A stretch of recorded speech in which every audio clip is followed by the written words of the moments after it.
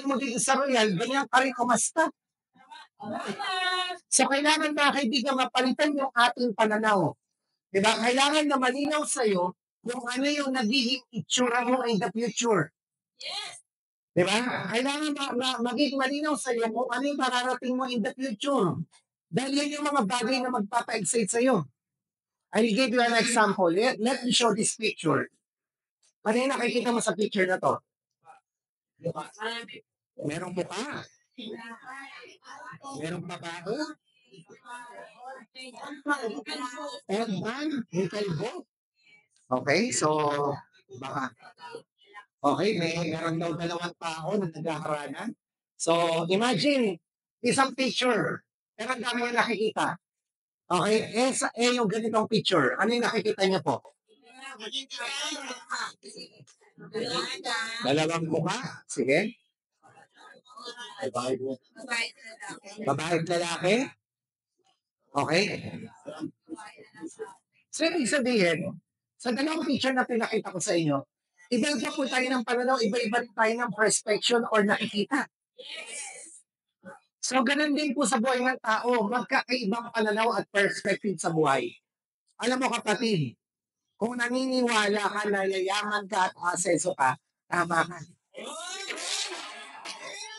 Pero on the other side, kung naniniwala ka din naman na hindi ka asenso at hindi ka para dito, tama ka din. Yes, because whatever your mind can conceive, it can achieve. Yes. Kaya nga po sa mga nandito po ngayon, huwag mo muna tignan yung sitwasyon mo ngayon. Tignan mo muna yung magandang mangyayaring buhay para sa iyo sa hinaharap. Yes. Kaya nga po sabi sa pinaka-importanteng aklat sa kasaysayan ng tao sa Bible, mga kaibigan, palaging sa hinaharap ang pukol ng iyong tanaw. Ito ang iyong pansin sa patutunguhan. Kaya nga sabihin mo sa katabi mo, focus ka sa magandang future. At hindi sa problema ng kasalukuyan. Alam niyo, para masenso ka, a great life requires a great focus. Kung gusto mo na magandang buhay, kailangan mo ng matinding disiplina sa isip at sa galaw. Dahil lahat po tayo, dumadaan po tayo sa mga challenges, regardless of your age. Naiintindihan ko po na yung iba po sa inyo na pumunta po dito, na nakikinig sa kwarto to, dumadaan ka sa challenges ng buhay. It's either finances, na laging laman ng isip mo, yung baon ka sa loan, natatakot ka minsan sumagot ng tawag. Diba? It's either relationship or sense of value na magpapadistract sa iyo sa paggawa ng negosyo. At kung pinakamatinding kalaban mo sa negosyo to, hindi naman po yung competitors, yung negative mindset, yung hindi ka na naniniwala na asenso ka. Yung lagi mong nakikita yung pangit na sitwasyon ng buhay mo at doon ka palagi nakapokus. Kaya nga po tonight mga kaibigan, sa lahat ng nakikinig ngayon, sinasabi ko na sa iyo, huwag kang susuko.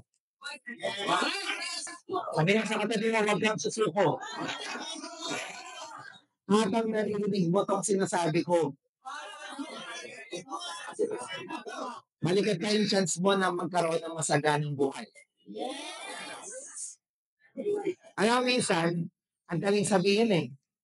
Kasi nang time na nag-network mo ko na dumadaan ako sa challenges, lalo na nung bago, parang naisip ko, hindi naman ito yung pinirmahan ko. Akala ko yung pag-asenso, yung pagmagandang buhay. Ito na.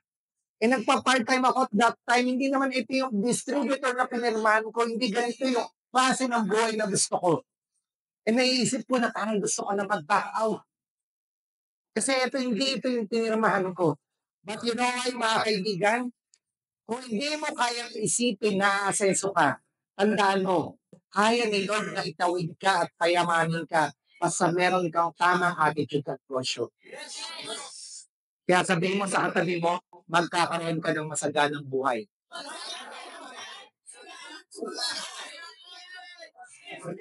This training is about total transformation of yourself.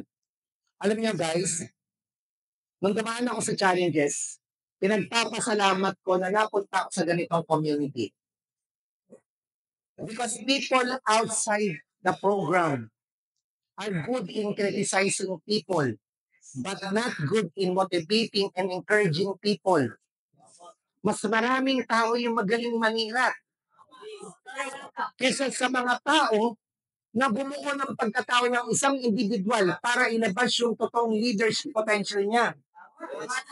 At yun yung eksaktong pinag-aaralan mo. Kaya ka nag-training, nakikinig ng mga magagandang salita, na nag-encourage ka ng mga tao, mga kaibigan. Ito yung pinag-aaralan mo sa negosyo. Kaya nga po nung wala pa ako sa Royal, sa totoo lang, yung mga kasama ko before, ang pinag-uusapan po natin, survival. Pinag-uusapan po namin, saan kami pwedeng mag-loan, saan kami lilipat na kumpanya para tumaas yung sweldo. May mga times pa, madalas pinag-uusapan namin yung boss namin. Di ba? Yung kagalit namin. But here it comes, nagkaroon po ng purpose. Nagkaroon ng ibang community. Di ba? Nagkaroon ng bagong environment. Ang pinag-uusapan, vision. Ang pinag-uusapan, pangarap, magandang buhay. Bakit kailangan ito? Simple lang. If you want to make it big time, kung gusto mo umabot sa dulo ng tagumpay ng buhay, this is the habit na kailangan ginagawa mo at dapat bukang bibig mo na. Nagsisimula sa isip, nilalabas ng bibig, ginagawa ng katawan at nagiging reality na sa'yo.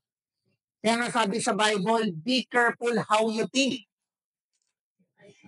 Because your life is shaped by your thoughts. Pinagpipray din po yan. Kaya nga, Lord, help me to take control over negative thoughts. Help me to focus on what is good and pure so that my thoughts and action may be pleasing to you. Kaya minsan, hindi mo naiisip na asenso ka. Kasi mga kaibigan, maraming mga bagay na pumapasok na mga negative dyan. Yung mga negative na pumasok, hindi naman talaga yung dati mong isip. Kinarga lang sa iyan. Kung baga sa nagre-renta ng bahay, nagre-renta lang siya.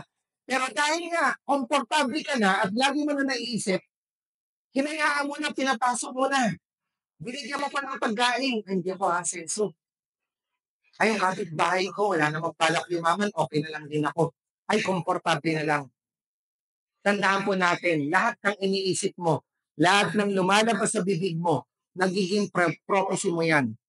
It's about doing the transformation process. Diyan ka natatransform. Kung ano laging pinapasok mo sa isip mo. Kaya dapat nakikipag-usap ka sa mga tao positibong pananaw sa buhay. Dapat doon ka nakikipag-usap sa mga tao hardworking na kunin yung pangarap niya. Dapat may disiplina. Dapat merong seeker's mindset. Yung humble ka na magtatanong ka kung paano umasenso. Kaya sabihin mo sa katabi mo, dapat disiplinahin yung sarili mo. Simple lang naman po. 19 years na po ang Royal. Ako naman po, ika-16 years ko na. Gusto mo makapag-invite? Magtanong ka sa mga galing mag-invite. Gusto mo mag-close ng mga malalaking sales? Magtanong ka sa magagaling maka-close ng sale at ng mga nakabenta na. Yung actual na nakabenta na, doon ka magtatanong at susundin mo. Gusto mong lumaki yung organization mo? Doon ka magtanong sa mga lumaki na yung organization. Kaya nga po mga kaibigan, Royal is the best practical way na magagawa mong part-time. Kahit hindi ka magaling na negosyante. Kasi may mga magtuturo na sa'yo eh. Minsan lang, kaya kahit na ng training yung atinan mo, hindi mo napapahalagan. Kasi parang na-imagine mo, ay lagi ko naman napapakinggan. Natitake for granted mo na yung mga ganitong usap. But if you internalize the training, imposibleng hindi mo maramdaman kung gaano kahalaga yung topic na tinuturo sa'yo dito for you to grow. Minsan nga lang, hindi na grateful yung heart natin na tumanggap. Kasi may isip natin, alam ko na yan. Narinig ko na yan. So hindi na grateful yung heart natin. Alam niyo mga kaibigan, nung pumasok po ako sa Royal way back 2009, isang alam na mahiyain. Hindi marunong makipag-usap sa tao. Sipin niyo naman po, licensed accountant ako. Bawal niya akong kumausap ng salesman. Bawal ako makihulog ilo dahil payroll yung hinahawakan ko. I was 2 months old at that time. Pero nabigyan lang po ko ng chance para makausap ng personal yung mga umasenso na dito sa kumpanya. At that time, sobrang windang po ko. Pinapaintindi sa akin kung ano yung pwedeng mangyari sa akin 5 years from now pag ginagawa ko ito ng tuloy-tuloy. Sabi nga ng sponsor ko at that time, alam mo Alan, yayaman ka dito, mag-i-invite ka lang. Inisip ko sa sarili ko, talaga mag-i-invite? Kaya naman ako nag-invite agad. Di ba? Yun nga lang, kaka-invite, walang sistema. Hindi alam kung anong gagawin. Hindi rin ako mahilig magdating ng training. Kasi feeling ko, simple naman ako eh. Alam ko na yan. Di ba? Pero good news, kaka-invite, walang sumali. Tapos, inasar pa ako ng mga kasamahan ko sa opisina. Sabi sa akin, andyan na si Alan. Andyan na yung glutaman, tagapagligtas ng gustong pumuti.